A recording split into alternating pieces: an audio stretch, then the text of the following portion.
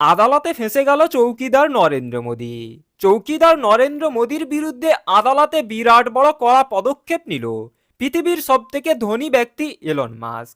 Elon Musk এই চৌকিদার নরেন্দ্র মোদীর বিরুদ্ধে আদালতে যেই মামলা করেছে তাতেই নরেন্দ্র মোদী এবং বিজেপি পার্টির বিরাট বড় সর্বনাশ হয়ে গেল। তো চলুন এই ভিডিওটি ধৈর্য ধরে শেষ পর্যন্ত দেখুন। প্রথমে দেখুন এলন মাস্কের তৈরি এআই গ্রোক কিভাবে নরেন্দ্র মোদী এবং বিজেপি পার্টিকে তুলোধনা করে দিল, এবং শেষে দেখুন এই এআই গ্রোকের মালিক এলন মাস্ক চৌকিদার নরেন্দ্র মোদীর বিরুদ্ধে আদালতে কি কড়া পদক্ষেপ নিয়েছে। তাতেই আদালতে নরেন্দ্র মোদী এবং বিজেপি পার্টি এখন কত বড় বিপদে পড়ে গেল। কিন্তু এই গ্রোক এমন কি করেছে যে মোদিজির চোখে জল এসে যেতে পারে? আর এই গ্রোক মোদিজিকে ঝেড়ে কাপড় পরিয়ে দিয়েছে। সম্প্রতি এলন মাস্কের তৈরি এআই টুল গ্রোক ভারতে একেবারে আগুন লাগিয়ে দিয়েছে।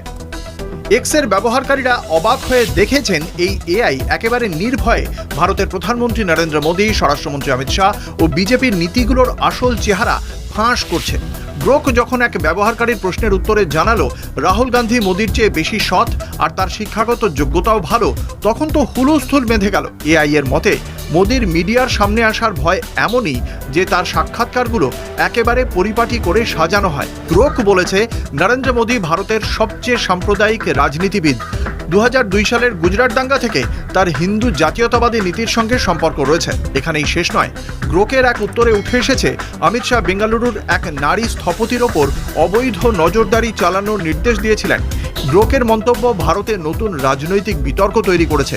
এটি বিজেপি ও মোদী সরকারের সমালোচনায় বিন্দুমাত্র ভয় পায়নি। ভারতের কেন্দ্রীয় সরকার এবং এলন মাস্কের মালিকানাধীন সামাজিক যোগাযোগ মাধ্যম এক্সের মধ্যে সংঘাত চরমে পৌঁছেছে।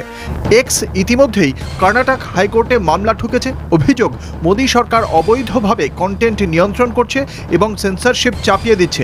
তথ্য প্রযুক্তি আইনের সেকশন 79(3)(b ব্যবহার করে সরকার সোশ্যাল মিডিয়া পোস্ট ব্লক করতে চাইছে, যা এক্সের মতে সুপ্রিম কোর্টের রায়ের বিরোধী এবং বাকস্বাধীনতার পরিপন্থী।